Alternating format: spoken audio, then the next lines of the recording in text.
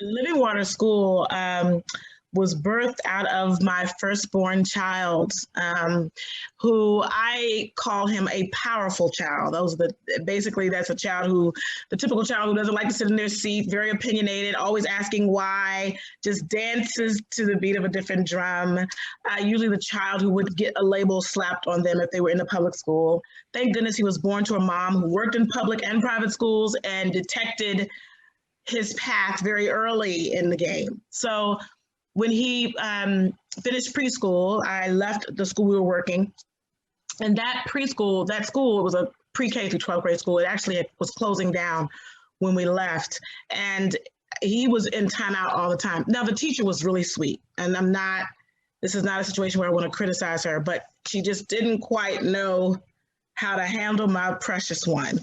And so he was in timeout a lot. And I would say, well, what did he do? And well, he just wouldn't walk in a line. Or when I said to walk straight, he kept touching the wall. It was just, and even now, he's 11 now. He sings, he dances, and he's very highly intelligent.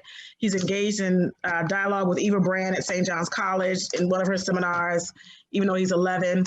And that's how he's always been. So when we left there, and this teacher was very sweet, I was like, oh my goodness, if this teacher is sweet and is putting him in timeout too much, what is going to happen to him if he's someplace else? I began to look for a school. I had never thought of starting a school. And I didn't even have it on my dreams to be a principal of a school. I love teaching. I love working with the kids hands-on. And I started looking for schools. The public schools near me definitely weren't going to work. I looked at private schools. I looked at Christian schools. And the Christian schools, I'm going to just be very honest, were not ideal for an African-American male child who doesn't like to sit down all the time. So I knew that wasn't going to work. And I was really just had a lot of anxiety about what was going to happen. Were we going to homeschool? We couldn't homeschool because the biggest thing is he needs to be in constant interaction with people. Now, some kids do great in isolation. And so I'm really big on parents having choices of what works for their child.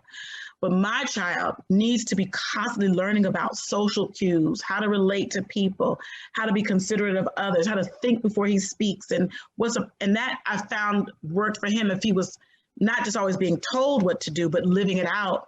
He learns by doing.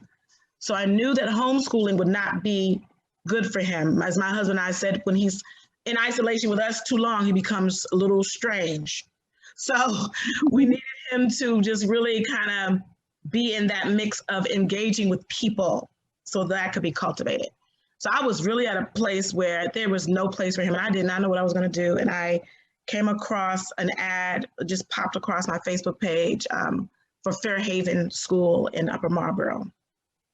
And I always shout them out, even though we don't speak much, but I just find it a wonderful school. And I just saw the kids in the trees and hanging up in the rafters.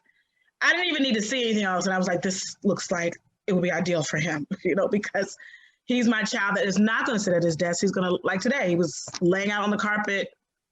I caught him at one moment hanging on the stair rail, and someone may be listening to me and saying, well, you need to teach him self-control. Well, I think we spend a lot more time teaching self-control than teaching kids how to be free, and finding what that looks like.